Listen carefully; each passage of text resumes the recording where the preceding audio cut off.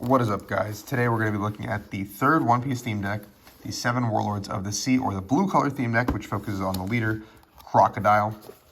Now, Crocodile, you may know, is the bad guy in the early stages of the anime. I don't want to spoil anything, actually, for anyone.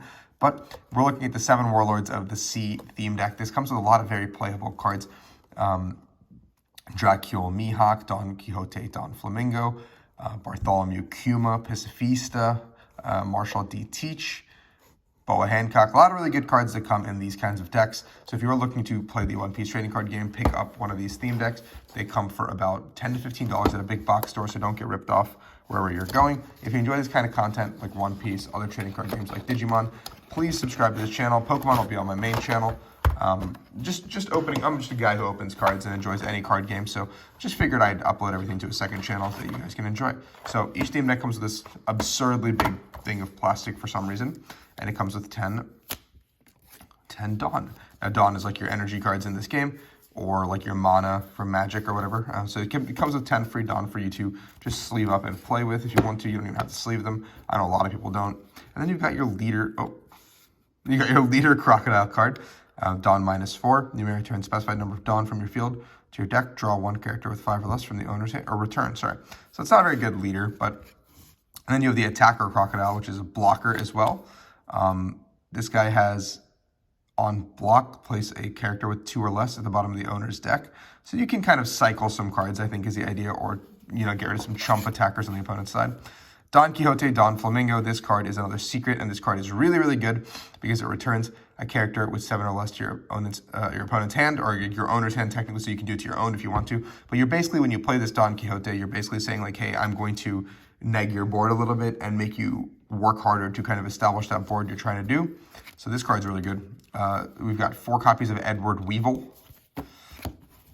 You've got 2 copies of Gecko Moria. Now, Gecko is also really good because Gecko says you can add a 7 Warlords of the Sea card or Thriller Bark card from your trash to your hand, so you can keep recycling some of these pieces, especially if you're playing a Warlord deck. You've got Dracula Mihawk, which is when attacking, you can discard or draw 2 and then trash 2, so it's just another cycling card for a Dawn.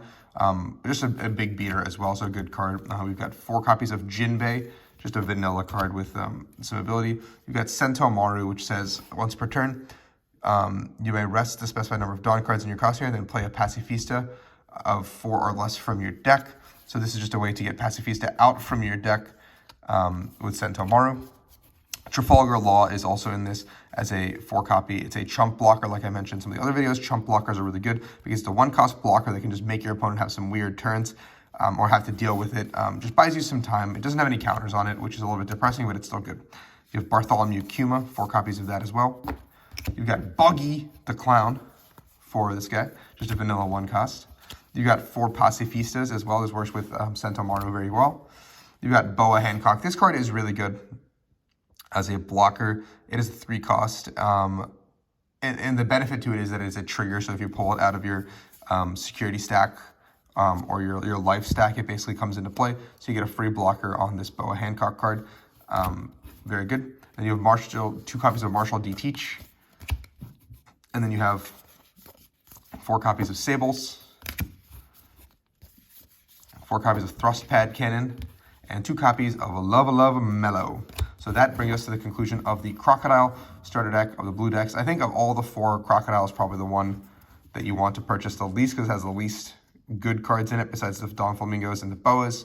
My recommendation, if you're watching this and you want to pick up a theme deck to start, purple is the way to go, or green. So check those out. I have other videos on those as well. So thank you guys. If you enjoyed this content, please like and subscribe. I'll be opening every single One Piece theme deck and some other card games theme decks as well on this channel. So peace out.